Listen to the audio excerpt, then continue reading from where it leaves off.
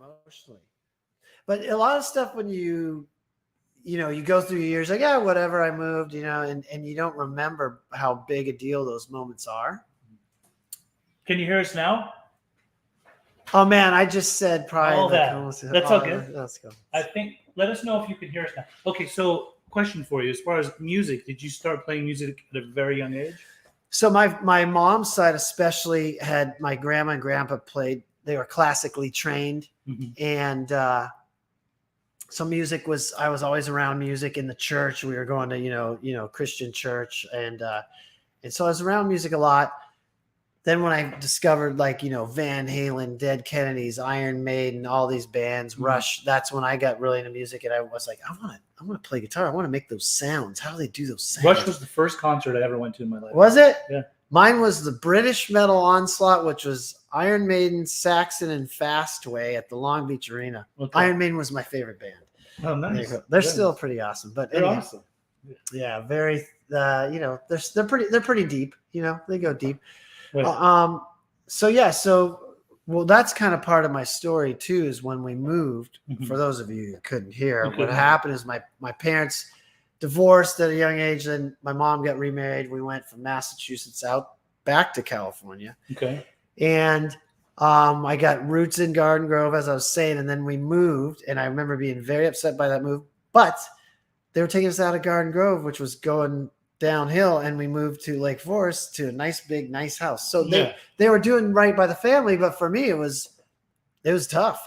And so that's right when I started playing guitar. So then my life became going to school awkwardly, smoking lots of weed every moment I could, and playing guitar. This is high school era. Yeah. Playing guitar every moment I had. Like before school, get stoned, play guitar, come home, get stoned, play guitar, go back to school. That's what I did because the guitar was like my best friend. Right. And were you self-taught or did you take lessons? Or yeah. Just to tell you all a little timeline, now when people learn music, they go on YouTube and there's 8 million people showing every version of the song and blah, blah, blah. When I started, this really dates me. We would send away this guy, Doug Marks, had like heavy metal, licks he would teach you. You would send away, it would take 6 to 8 weeks for it to come in the mail. And it would be a cassette tape and he'd be like, Randy Rhoads solo, Randy Rhoads solo slow, and you'd have to look at the tab. And so I was self-taught with some of that. My brother and some friends, would show me. You just pick up from players where you could. Nice. Right. Yeah. Now, as far as grades in school, high school, I think we're about the same age. How old are you? 37. Okay, good. You don't like to talk about it. I just turned 51. I think we're in the same era. Same amount of time sober, almost too. As far as school, did you finish on time? That's a fun story. So school to me was really uncomfortable, really boring. I felt like anything I wanted to learn, I could. Yeah. I wasn't cocky about it. I was like, whatever, who cares? So I got kicked out of a bunch of schools. You know what I mean? One was for smoking weed. And as the story goes with addiction, we get in trouble. Do we think of quitting? No. I was like, I'll go live with my dad now. So I had abysmal grades and I wasn't applying myself. And so, to go off on a tangent, I just think this one size fits all school thing that we have had as a model is just so antiquated because I'm not a dumb guy. No, I have a good career now. I just didn't like school, but I get it. We're parents and they want us to learn stuff, but I mean, did knowing about a dangling participle help me in my life? No. Pythagorean theorem in geometry? No, but nonetheless, so I went to, after I got kicked out of school for smoking weed, I went to move with my father in Yorba Linda, where I continued to ditch and smoke weed until he pretty much made it so any time I did anything wrong, the teachers would call him instantly because I was at a continuation school. Okay, that's what I was going to ask. Did you end up going to? I ended up going to a continuation school, and all of a sudden, so I finally got corralled and cornered where I couldn't screw up anymore. Right. And once I was in that realm, then I started kicking ass. And all of a sudden one day I was at El Camino Real in Placentia, I guess that would be. Okay. And one day they're like, Wes, come to the office. I'm like, what's up? They're like, you graduated. I'm like, what? And I started crying because I was like, all this hell for school. And it's like, it was like October 12th, and just I'm done, and just, yeah, go ahead, sign out, bye. Well, that was anticlimactic, you know. Yeah. I remember getting sad and walking home, like, okay, now what? And then what? And then what? So then I graduated at like 17. Ended up technically graduating early from continuation school. Yeah, and then so I was supposed to go to, because there every time you turn an assignment you get credits, so you just do a bunch of assignments and you're like, bam, it's like an easy hack.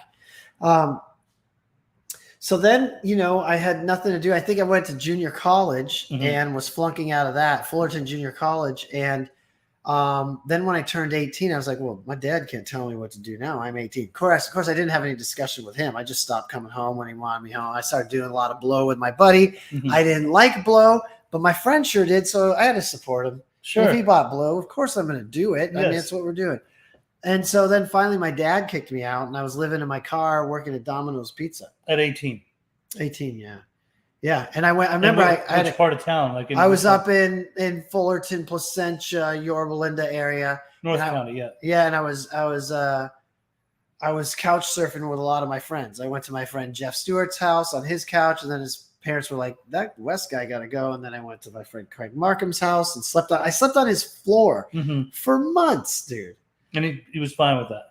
His parents were cool. Yeah, I had no plan. What was I gonna do? You know what I mean? And you were delivering pizzas the whole time? Yeah, I was delivering pizzas. Playing music? I mean, yeah, twanging my guitar, yeah. So there'd be like a backyard party, and I'd run over with my amp and the guitar and be like, check me out. But were you in a band then, or was it? I had like a shitty garage band. Like, we didn't play out. So there was drums, there was bass. I had drums, bass, and me, guitar, and then, yeah. Actually, mostly what kind of music? Like punk? No, it was probably like very Iron Maiden-ish, So you're straight Iron Maiden guy. Yeah, it didn't have too much punk. There was some up-tempo stuff, but yeah, it was very, it was metal. It was 80. We were in the 80s metal. This is the 80s. It was the 80s. Pre-grunge. Pre-grunge. Okay. We did have some up-tempo stuff, but it was, me and my bass player, we were like wannabe shredders. So we would play some Steve Vai and Billy Sheehan shit and be like tapping together and very stuff. Nice. Right. You played that good? I mean, at that young of an age. I did pretty good. Awesome. I did pretty good, yeah. So then what started happening in your young adulthood? Yeah, so what happened is, after running amok, my mom was running this like utilization review department for an insurance company. She's like, I think I could get you a job doing data entry. And so I said, okay, I went down there, of course. Oh, wow, I got the job. So I did. And then I started kicking butt. I quit smoking weed. I quit smoking cigarettes. I always kind of knew there was something off. And I did really well there. I just got in a rhythm. I was doing okay. But what happened is I was there for about 6 years, and I got moved up to, supervisor, and I was actually doing well as a leader. And I had all these shitty bands. And then I started this new band, which turned out to be Head PE. And right when I started that band, I went from being like a weekend warrior, drunk guy to, ecstasy started coming in. Right. So then I started, wow, this ecstasy stuff's really fun. And next thing you know, I'm doing meth. Right. But what happened was I had all these shitty bands, and I started doing meth, and it was me and the singer were like the leaders of the band. Like, what are we going to be like? What's our sound? What's our direction? What's our vibe? We actually went to see BC Boys, Rage Against the Machine, in Cypress Hill at Dominguez Hills. Okay. We both took way too much mushrooms. We're like, should we eat first? Nah, I might fuck up our high. So we took I remember having my hand like this. We ate all these mushrooms. And then my singer was like, we're this close to OD. And then I was like, and finally I went catatonic. I flopped down, like OD'd on mushrooms, whatever that is. But that was the night we figured out our sound. We're like, we're going to be heavy like Rage. We want to do rap, Rap too. Yeah. And we wanted to have all the elements, because to that time, hip hop really wasn't translating good on stage. We wanted to be like a rock version. And now everybody's done it. But back then, there wasn't a bunch of bands doing heavy rock and hip hop. We were at the forefront of that sound. Right. And so the ODing night of mushrooms gave us our direction, and being on meth, all of a sudden we're writing these great songs together, and we're selling out clubs everywhere. So the point is, you couldn't tell me I had a problem, because I'm chasing this rock star dream. And it was kind of working. it was friggin' working. I got record labels flying in from New York and all over, and we're selling. You know, I remember we would promote. How did they discover you, from playing clubs or colleges, or what were you doing? Yeah, I think somebody gave them a demo tape, and then this sounds interesting, and then they came out to a show, and you know, we were selling out at that point. I remember, you know, in the beginning we would hustle a lot of flyers and stuff, and then I remember one night going to the show, going, God, we don't even know who's going to be here. I hope somebody's here. And when we drove up, it was sold out down the street. We're like, we don't know any of these people. This is awesome. And this is sold out for you guys. Yeah. And you were headlining? Yeah. So that's what was happening. It just came as a surprise that, wow, people are actually like, yeah, because the buzz starts rolling in. You know, it's funny because one of my shitty bands I had prior to that, we would get 200 people in the club, but we knew everybody. Right. And my girlfriend at the time said, well, you know, you guys are a band that your friends will go see, but that's about it. And so when we pulled up and it was sold out, and we were like, we don't know who's in this. It was like effortless. Yeah, I mean, we did definitely hustled for a while, but you know, managers or anything like that? Yeah. No, this was just, you know, hustle and, you know, word of mouth and grinding out there. Yeah. So, but I was tweaking balls showing up at those shows, and so, you know, you couldn't tell me I had a problem. And so, what I always like to say, when we say tweaking, are we talking methamphetamine? Are we talking crank days, glass days? Glass. Okay, so you were smoking it. I wasn't smoking it. I was a snorter. You were snorting glass? Yeah. It was made to smoke. Yeah. I didn't like smoking What a rebel. it. Yeah, I didn't like smoking it. I started snorting it, and I don't know why. That was just how it was. And I was friends with guys that like were making it and washing it. Sure. So ours was the purest. Oh, yes. I mean, it was. Yeah. It was glistening like snow. Believe me. It was. Yeah. And we called it glass. If for those that don't know, is because when you put a chunk of it on a CD to smash it up, it literally looked like somebody broke a windshield. Yes. Yeah. And then you go to smash it on and it breaks the CD case. Sure. Yeah. So anyhow. So was there a lot of sleepless nights or a lot of sleeping in? Or 3 years I probably didn't sleep. Yeah, I mean, you know, so we'd be having to leave to go to the gig, and my singer would be like, I know you're not on that drum machine, because I'm like tweaking on it. Oh, yeah. Insanely. Yeah. So yes, but the thing I usually say at this point in the story is like, maybe somebody listening is like, well, I'm not a musician. I didn't do meth. Right. But there's a point in our addiction where we're using wine because we need it after a hard day working and we have children, or you're taking Adderall as a student. There's a point where you're using and it's working. Yes. Whatever you're using in whatever setting, for me as a musician, it was working at that point. And so, yeah, the first time we got imagine you're chasing the rock star dream, and all of a sudden a record label's flying in to see you and then flies you to New York, picks you up in a town car, and you're in New York going, this is, and by the way, the first meeting we had with Jive, as we were walking in, Justin Timberlake was walking out. Yeah. And they had Britney Spears. And you're entering celebrity status at that time. And I was tweaking my brains out. Yeah. In a room with all their executives tweaking balls. Me and the singer. Yeah. So what? I couldn't tell me I had a problem. Right. How about, was alcohol in the mix on certain nights? Oh, yeah. I was drinking. Yeah. I mean, when you do meth, alcohol's easy. Like, you don't really get drunk. Yeah. It's hard to get to the bar. Yeah. I would usually get there at like 1 or 1:30 and then start drinking. But I really liked drinking. Well, that's how it started. I got too drunk before rehearsal and then stumbled on some meth, and I was like, well, this is going to be this fun. Works well. It's golden. They work well. Yeah. Any other stuff, heroin, things like that? Did you get into any of that? I say, like, you know, I don't like the term drug of choice. I think that's kind of bullshit. Tell me why. Why don't you like the term? Because my theory is, if you take because people love to be like, this is what I did and that's my problem. No, your problem is not being able to live life sober. Right. And if I take you and put you on an island where your drug of choice isn't there, but there's some other drug, you're going to do that. And that's going to be your drug of choice. Yeah. Now, there might be some cases where they're like, no, truly. And I do know those people. Like, I had a problem with cocaine. I stopped doing cocaine. My problems go away. But I just think it's a waste of effort. I mean, if you want to bond over like what were you, but I was addicted to more. Yeah. I was addicted to not feeling. I want to be so wasted. I'm nodding off, dropping my cigarette on myself. Like, yeah, that's where I want to be, you know? Right. So, all right. Did you get the record deal? Got the record deal. Yeah. It was Jive Records. Yeah. It's a hell of a deal. It was great. Yeah. It was friggin' awesome. Yeah. It was a big deal. How many albums did you guys make?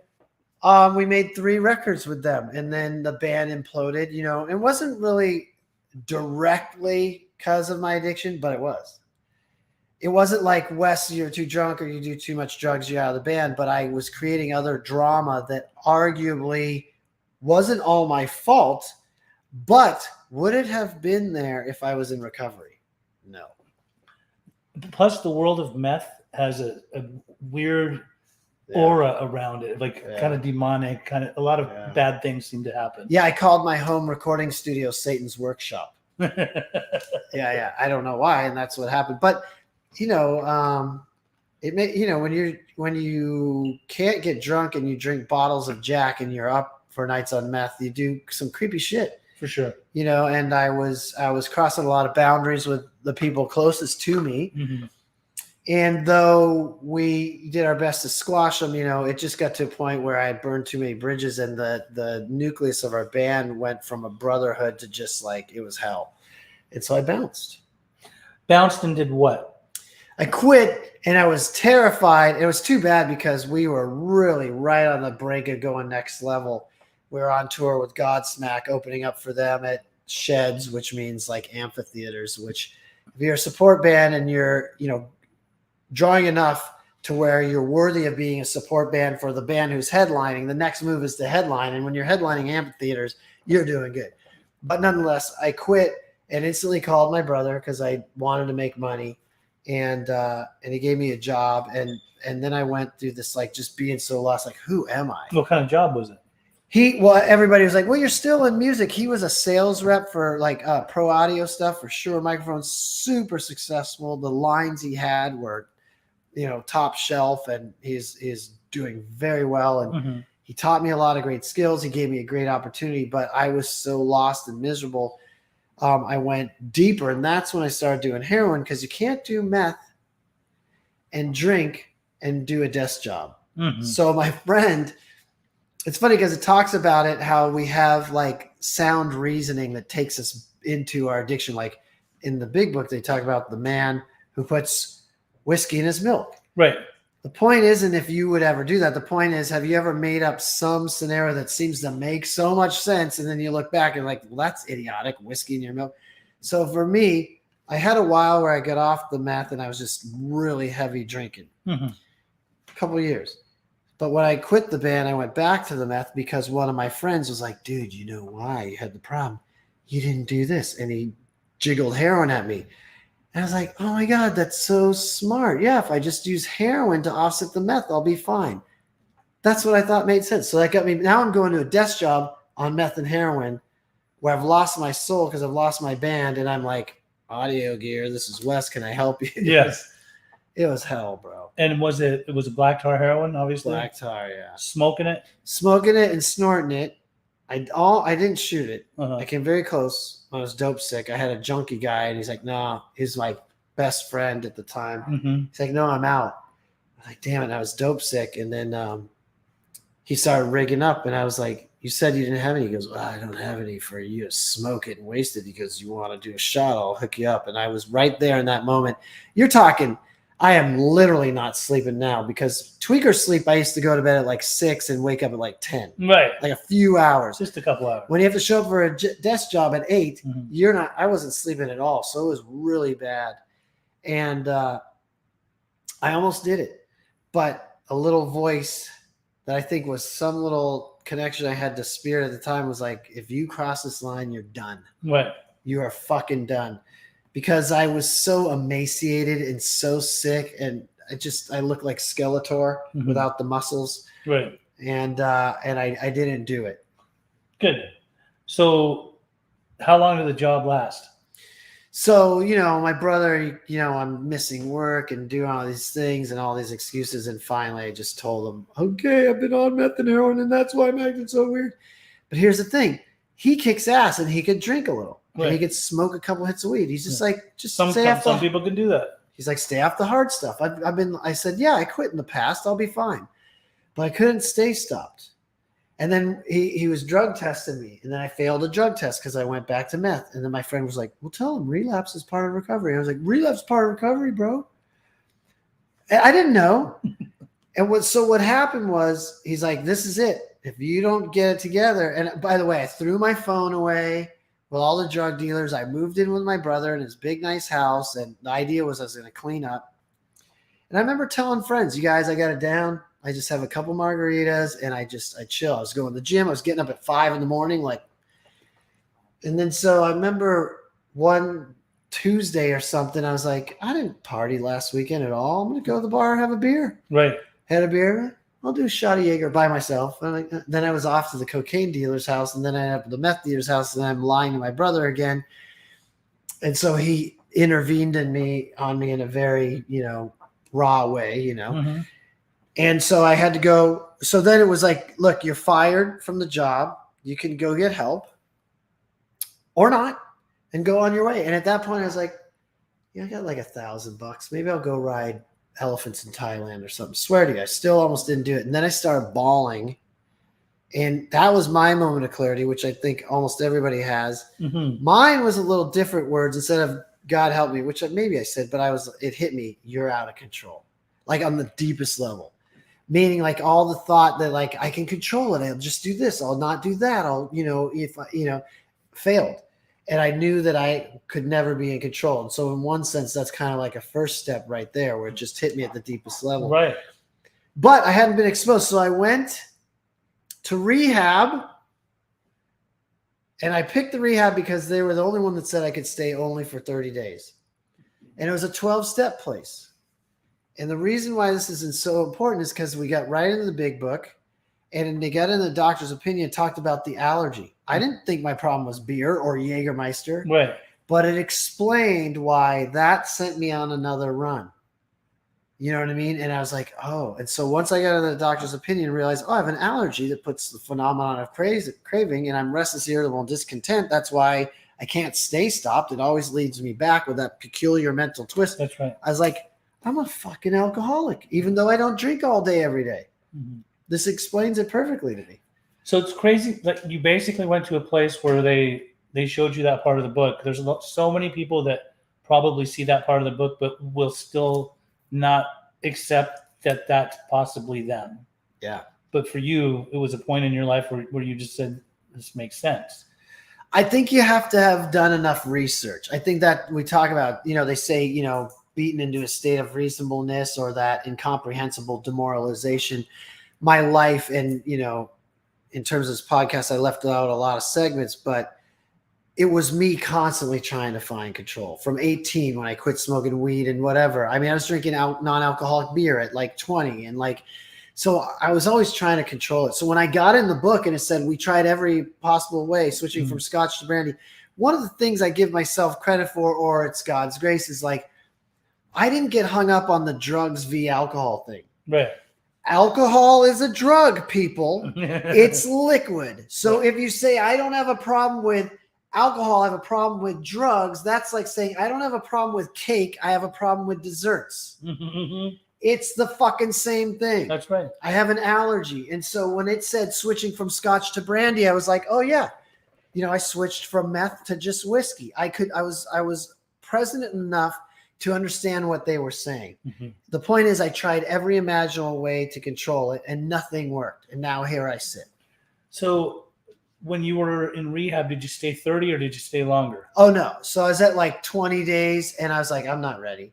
And it wasn't that I felt like I was going to get loaded. I just didn't feel safe is how I would explain it. Mm-hmm. I didn't feel safe to re-enter the world because it was like I just came out of a war. I was shell-shocked. I was lost. I was confused. And I didn't know how to live sober. And just to go right back, I was like, no, I need more time, more structure. I just need more time, more structure, and more discipline. And I heard those things like get up and make your bed. And I heard the little phrases, they stuck. We alcoholics are undisciplined. Right. That hit me. Yeah, I'm a fucking mess, especially when you're a band guy. You don't have to go to work, and by the end, I'm not even showing up for rehearsal. My love and dream, and I can't even make it down there in time to twang my guitar. Right. I was out of control, so I knew I needed to totally relearn this shit. So at that time, when you stayed in rehab, once you were done, do you think that you knew I'm finished, like I'm not going to go back to using or drinking? Or was there ever a lingering idea of maybe? No, you know what? I also heard about people who relapsed, and I did concede to my innermost self. I knew I had to work a program to stay sober, and I knew it was precarious. But I was lost. I lost my band. I wasn't cool. My ego was crushed. And then I met her and this gal who I knew from when we were young, and we were very familiar with each other, even knowing our own traumas that nobody knew. And she was a celebrity stylist. So that like was like, oh, now I'm back. Yeah, you know what I mean? And I definitely loved her, but I went to LA and I just never plugged into meetings. And then people were like, dude, you should go to me. I'm like, totally, I'm going to go. You wouldn't go. And if you gave me a lie detector test, I would have passed it. Because you were. I believed I was going to go, but I never went. And again, now I'm in LA driving to my job that my brother gave me back, and I was lost and horrible. I was getting dry, and and then finally I relapsed. Oh, you relapsed? I did. Because I strayed from the program. Yeah, I strayed from the program. So after how long? After it was like 2 years, 11 months. We were in. But you put together 2 years, 11 months of sobriety? Because I was working a great program until I met her in about 2 years or so. And the program went right up. And then I moved to LA, and I didn't, moving is, whenever people tell me they're going to move and they're trying to stay sober, I'm always like, I say, you can do it. But the data I have and the data I see is when people move, it does not go well. You got to jump right friggin' in. Right. If you got long-term sobriety where you know it's vital, like I'm moving to Wisconsin, okay, better find the meeting, better get a sponsor, you'll do it. But if you're kind of new, you know what I mean? And I thought I was up in this orbit, and I didn't know how much I had to do. How long were you out? So it was very premeditated, and I was in Mexico. There was there's actually with Mike from Green Day, Mike Dirnt. Mm-hmm. Green Day's bass player, and his chick and my chick were best friends at the time. We were all there, and I was like, I think I'm going to drink. And my ex was like, yeah, cool. I don't care. She doesn't know alcoholism. Yeah. And then so me and Mike are swimming in the pool. I'm like, I think I'm going to drink. He's like, why? No, why? He goes, you do AA. Like, he's a drinker. He's fine. Yeah. And I'm like, but he knew enough about like this. He heard of it. It may not be a good idea. He's like, nah, don't do it. And I was like, well, I don't know. I kept pushing it, right? So, oh, well, and he goes, well, did you do drugs too? Yeah, I did drugs too. He goes, just don't do the drugs. Yeah, I won't do drugs. He goes, okay, well then drink. I was like, thank you. That's all I wanted to hear. Next thing so next thing you know, we split. By that time, where it's a little later in the evening, and there was like a couple beers left out of a 6-pack, so we split like 2 beers between 4 of us, and I drank mine fairly quickly, and I was just like, no, I need beer. And I was like, I don't even like beer. Anyhow, 9 shots of tequila later, and anyhow, it took me about 6 months to hit bottom. I broke up with her. So what I did is I told everybody I'm drinking again, but I'm going to control it. You'll see. Mm-hmm. And everybody's like, okay, this doesn't usually go well. And once I broke up with her, I went back to the drugs.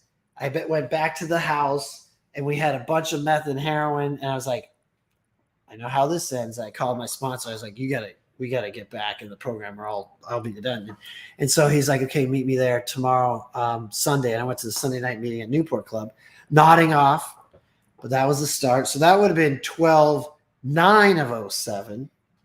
Curious if that's a Sunday, if I got that right. Let me see. What day of the week was 12/9 of 2007? Well, it was a Tuesday. No, she fucked up. Never mind. Anyway. So I went to Newport Club, and I didn't go back to rehab because I was like, I know what I need to do. And I asked myself, okay, what are you going to do different? Not stray from the program. Right.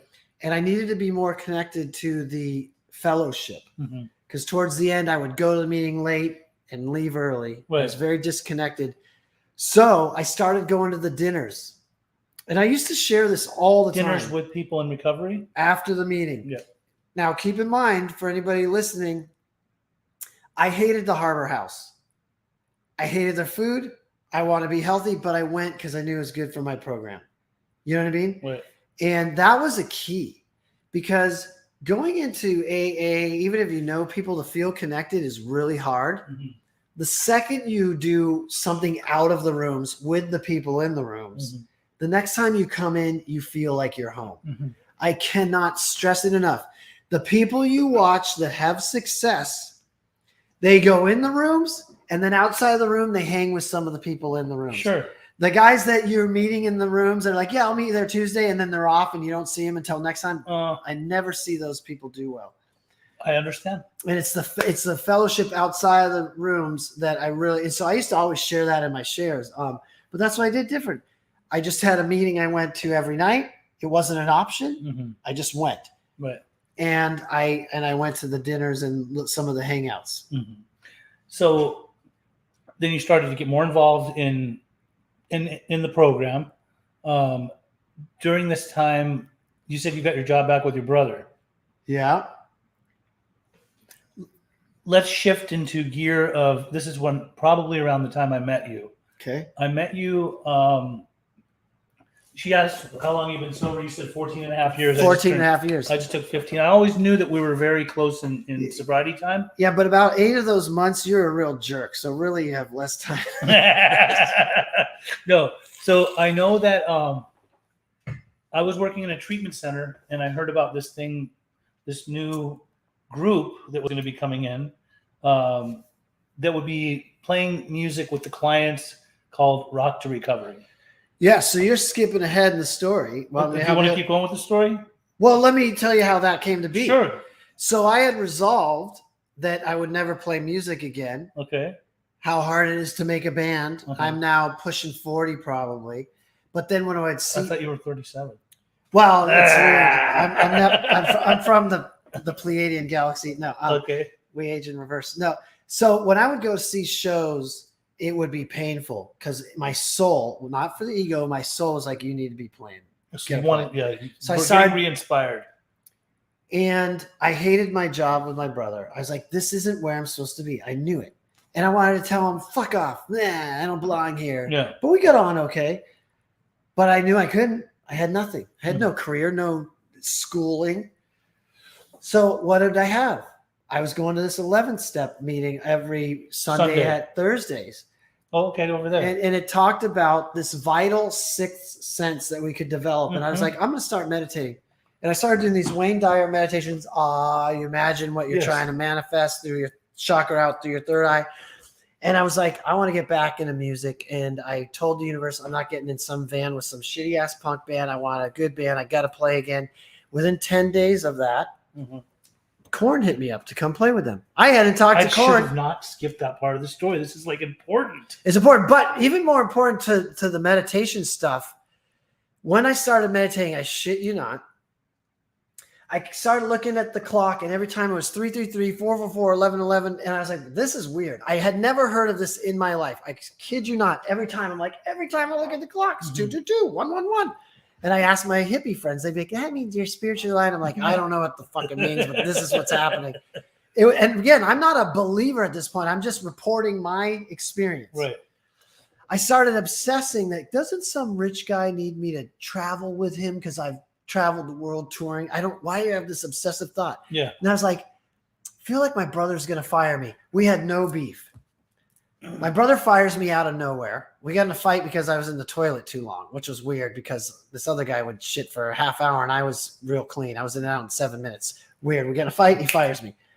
I had a premonition that he was going to fire me. That's a manifestation right there. Within a week or so, my friend calls me. He's like, I'm in Hong Kong. I'm trying to stay sober. My rich friend asked me to go. That's the one. That's the other thing, vision that I was having.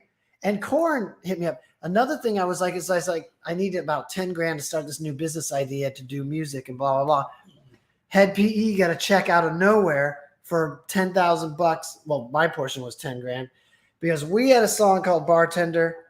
Like this wasn't regular to get a check. So remember, I'm meditating. I need 10 grand to start this business.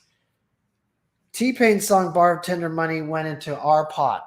And the rule is for these publishing companies that collect all the money, if they can't sort it out, and there's no way to unravel it, it goes to who it goes to because you can't prove what portion, So out of nowhere, I got this money, 10 grand, which was what I was meditating on. What was it? A sample of yours that was used? No, it was our song was called Bartender. T-Pain had a song called Bartender. Somehow his money went in our pot.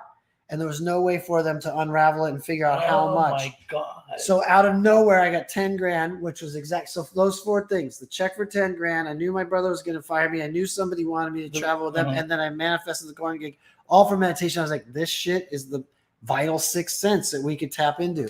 I fucking love that. So I got really into it because I was desperate for answers. Right. What can I do? That's all I have left. Show me. And it was show me where you want me, God.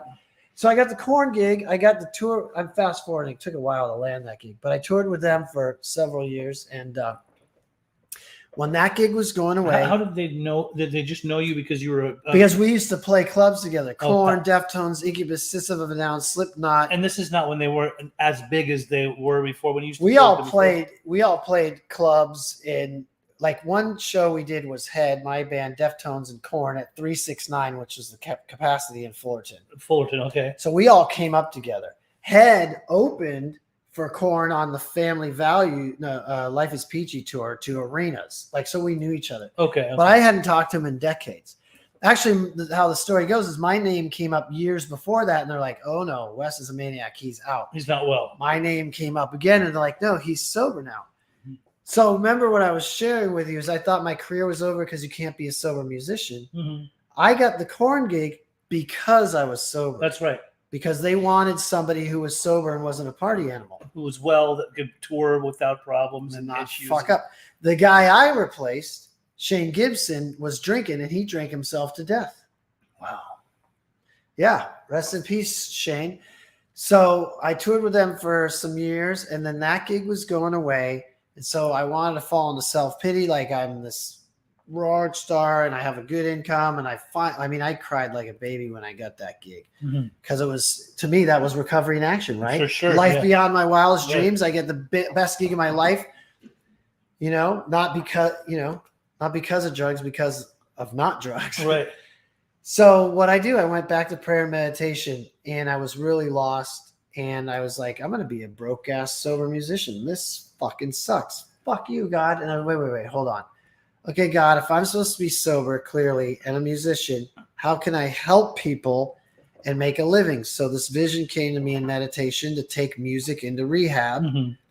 Remembering my time in rehab where we're drawing pictures with crayons. Okay, cool. We're doing yoga and all the guys are farting. Right. So why is there not music there? There should be a group with music. There should be a group with music. Now, if I'm not mistaken, you just said Recovery in Action. Wasn't a group called Recovery in Motion? I don't know what you're talking about. I was a case manager. Yeah. And they said, and the next group is going to be, I thought it was Recovery in Motion. Maybe it was Rock to Recovery. I was always called Rock to Recovery. It was called Rock to Recovery? That's how I pitched it, yeah. And how that story goes is I went for 6 months pitching this idea to treatment centers. They'd be like, wow, that sounds cool. Cool, you want to hire me?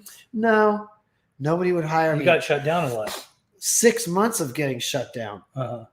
Until finally I called somebody, my old friend Paul Moen, who he used to actually promote clubs, but he had a treatment center in long-term sobriety. Yes. The funny thing was with Paul, my brain was like, don't call him, right? Our brain just... But you called him. I called him, and he's like, I'll give you a shot, buddy, basically. And actually, prior to that, on 12/12/12, I called my business manager, and I said, I got an idea. We got to file for my business on 12/12/12. And it wasn't until May that I got hired for my first job through Paul Moen. And I was terrified. I just had this idea to go in there and write songs with people. Then my brother, the smart musician guy, super smart, he's like, wait. You're going to go in a treatment center and write songs with a bunch of people who can't play? He's kind of like, okay. And I was like, oh, he's right. This is never going to work. Right. So how that story goes is I was like, I need a couple weeks before I can start, you guys. And I was freaking the fuck out. And then I saw the video. It's a famous TED Talk about the why. And it talks about Apple. So good. It talks about like Apple. Instead of like, hey, I got a computer. You need a computer? Buy my computer. Apple instead says, you want to have this experience and this experience and this? We can give you that. And this is how you get there.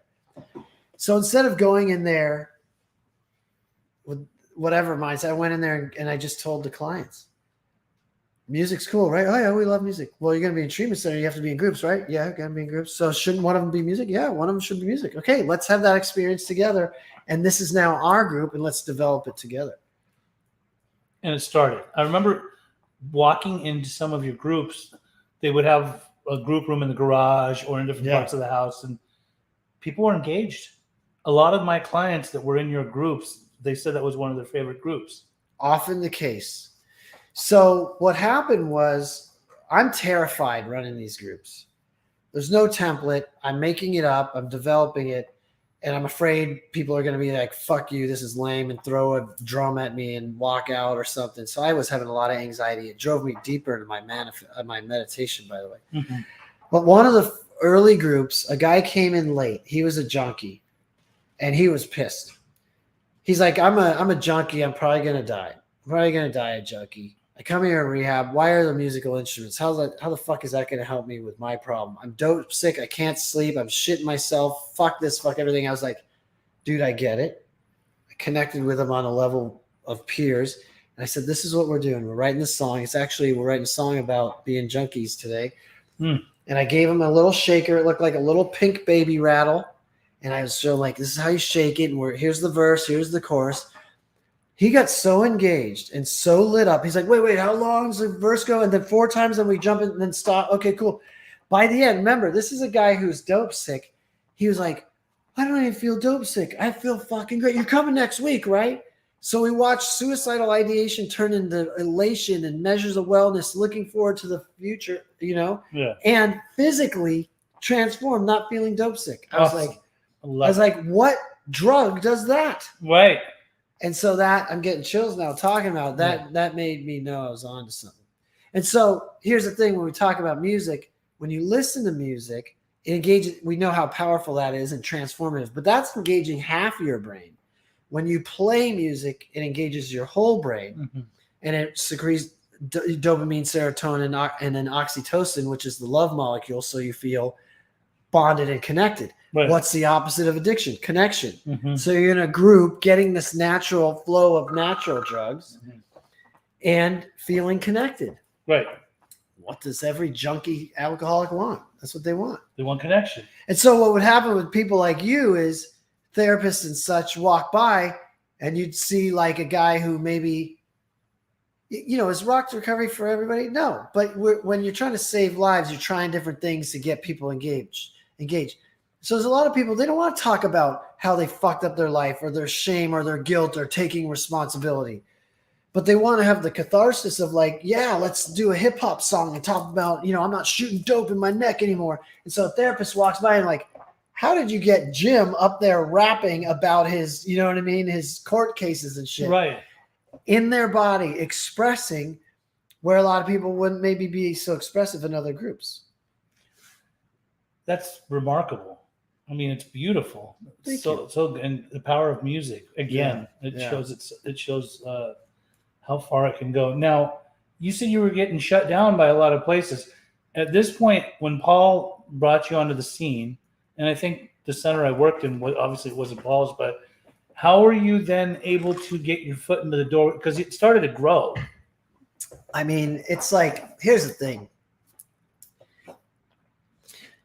Our brains that we rely way too much on, like when you're thinking about, hey, should I do this? I don't know, because this could happen, that could happen. Your brain's never going to go and say, but you might run into a guy on a Wednesday at a coffee shop that you knew from 10 years ago who gives you the chance, those amazing miracles that come happen.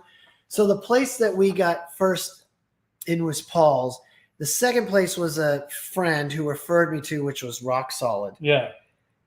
Rock Solid blew up. Yeah. Like dozens of houses. Yeah. So I had to now hire and train people. And it's like, can I train people in my methodology? Yeah. And so I went to the other sober musicians I knew, and I could. And so and some of those guys were like Sonny Mayo, who Matt Bartosh. He came later, but but definitely. And Sonny Mayo and Nate Lawler, guys who had record deals and were sober and all this kind of stuff. Mm-hmm. And what happened was then the waves of what we were doing were getting out there. And then so we were vetted by the recovery community, at least that knew us. Yeah. I mean, I did some guerrilla warfare stuff too, where you steal an email off somebody and kind of, hey, what's up? But blast it out. Yeah. But what happened is the clients, really, that's it. The clients going, that's my favorite group. I love that group. It's the best thing we have here because it gets them out of themselves, and we had a reputation, so people started calling for us. I love that. And then later on down the line, if I'm not mistaken, there was something that you were doing with the military.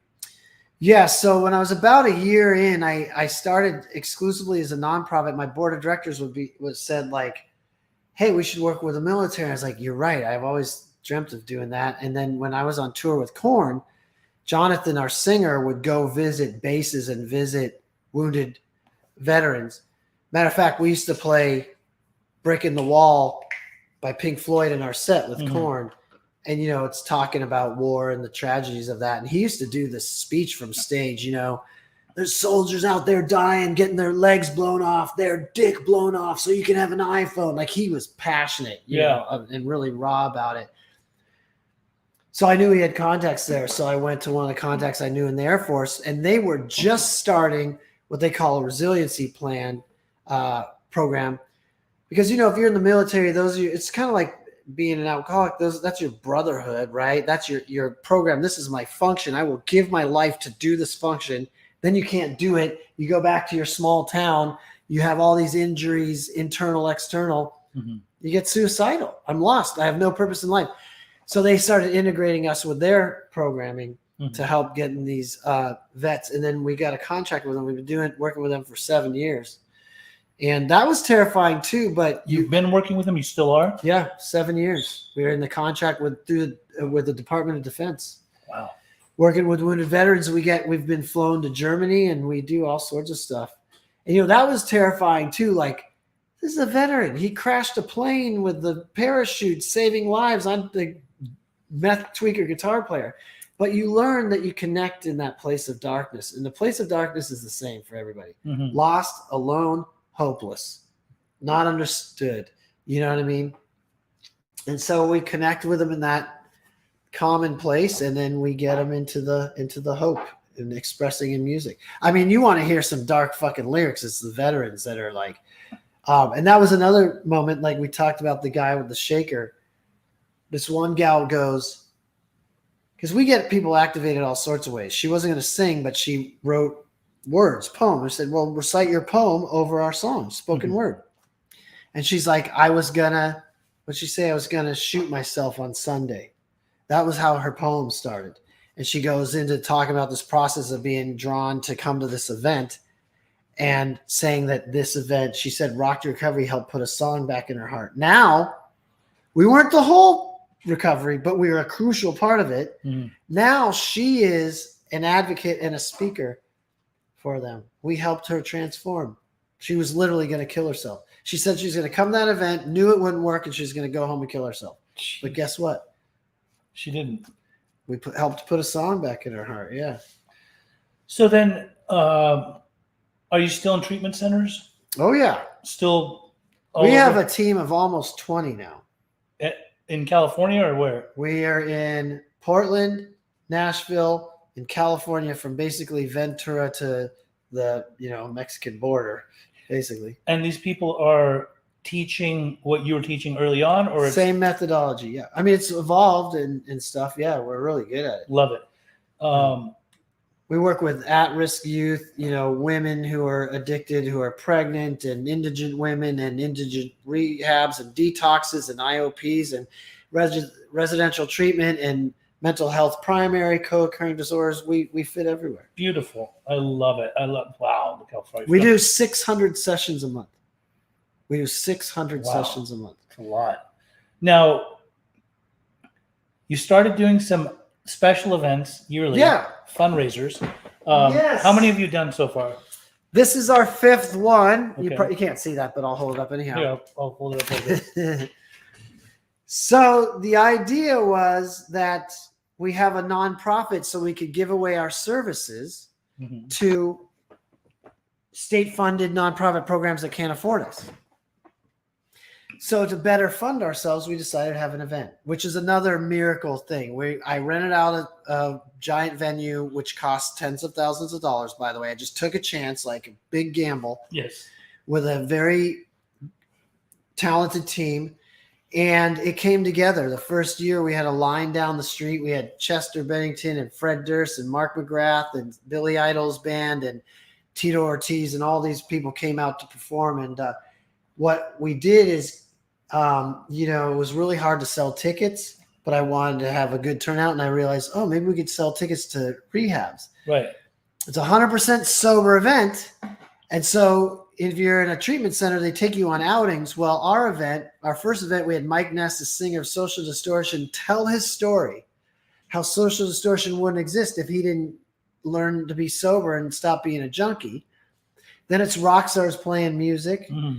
And we have a red carpet. Celebs come out. We've had all sorts of celebrities and actors come out. This year, we're on in Keith David. He's a 3-time Emmy Award-winning actor. He was in Something About Mary and Platoon, on and on. Nice. Jay Moore, who's Showtime special Emmy Award-winning comedian, just did a headline tour called Straight Outta Rehab. Mm-hmm. He's going to do some comedy. They'll both share their story. And then it's my friends from bands like Madonna, Train, Misfits, Joan Jett, Ministry, and we're all going to play some music. So it's kind of like a speaker meeting where each guy shares for 20 minutes. We play some music. We got some comedy. Then me and the boys throw down. And it's like the coolest sober event around. What's the date? July 9. July 9. And the venue? Fonda Theater in LA. Super dope theater up in LA right off the 101. Starts at what time? Doors start at 7 p.m. Red carpet, 7 p.m. There's going to be actors and models, and half the audience will be sober, and it's.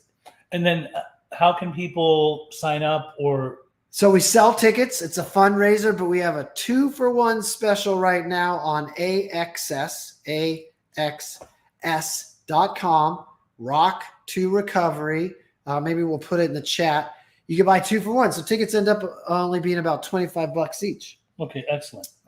It's such a fun time. It's basically like a speaker meeting with a DJ and music and. I went to a couple of them. They're great. I'm going to go this year too. I hope so. Well, you have to. Even if you're not, you got to lie and say you are. No, I'm going to go. I have to. Yeah, exactly. No, I mean, excited for it. I think it's phenomenal. There's just such a good vibe when I went before, and you're amazing. I'm just You've been blessed. such a good friend all throughout the years that, I mean, not just in the workplace, but in seeing you in recovery circles and who you are and how you carry yourself and what you've become. And I relate to you so much as far as the type of drugs that we use too. So I know the darkness that comes with that. I know that hopelessness, and then when we come in here, I really, really believe in something that you talked about a lot that actually started for me in early recovery. And then it was actually in rehab. Just manifesting, being able to becoming more positive in my being and my spirit, and being able to put that out into the universe. Because if we're going to stay stuck by being a negative Nancy, not being hopeless, remaining hopeless, nothing good comes out of that. Yeah. But a lot of what you talked about, especially the numbers being lined up, the 444s, and things like that. I know that in meditation, good things come to us. And I love just to hear the way that the journey of your recovery took place and continued to take place. And you had to slip down and fall and bruise your knee and get back up and do it off that relapse. But look at you now. I'm blessed, and my story is just taking direction from, like you and people that come before. I listen and, this thing works. It really works. It absolutely works. I just want to say one thing about meditation. It's not about stopping your thinking. It's about allowing your thinking to chill out enough to where you can drop into the channel of the energy of the entire universe, God's spirit, guides, masters, angels, deceased friends. It's tapping into that. That's really very well said. Yeah. Love it. Anything else? Yes, there's more. Sorry. I wrote because we were having such great. Talk about it. We were having such great. We're having such great success with Rock Recovery. We wrote a book. We wanted to tell the stories. There's 18 stories, short stories in here of different people. Junkies and sex trafficking and veterans, all sorts of different types of recovery. Where, by the way, our program was an important part of it. But really, it's a story of hope. And it talks about how music can play a role in your life. We get into the science of it. We get into the science of recovery, but it's really just 18 stories of hope. So if you know people out there struggling, you want a new inspirational read, you can get it. It's Rock to Recovery, spelled just like that, and it's on Amazon.com. We've been getting 5-star ratings all the time and won a few awards. So there you go. Awesome. How long's that been out? I'm so bad with dates. Are you good with dates? I never remember how long. I don't know. Maybe a year now. I really can't. It hasn't been more than a couple. It hasn't been a couple years, but nice. Maybe. Very nice. I think I remember when that first came out. Yeah. Good job, man. Yeah, we just wanted to document the work we're doing. You know? I love it. Yeah. Will there be more? Well, I got a book I'm working on called The Vortex of Radness. Nice. Yeah, well, because I think people get too hung up on like, I'm into science, I'm into religion, I'm into spirituality. Y'all into the same shit. Yeah. You're getting hung up on words that are keeping you separate, but really everybody's trying to figure out the same existential questions. That's right. And more and more we just find out it's all the same. Love it. Do you know what scientists call, by the way? Because some people are like, I'm not into spirituality, I'm into science. Do you know what all science boils down to? Quantum physicists and everybody will tell you. What? It boils down to what they call the field. There's an inexplicable energy that underlies everything, that everything operates on, that they can't quantify nor explain. Hello, could that be God or consciousness? Or yeah, it's the same thing, man. Love it. Wow, what a thing to end on. Awesome, Wes. You're awesome. You're awesome. This guy's awesome. I love you very much. Thank you for coming on the Recovery Podcast. Oh, man, you've been passion. Thank you all for tuning in today. We're going to check the comments later on. Much love. We love you all. Thank you.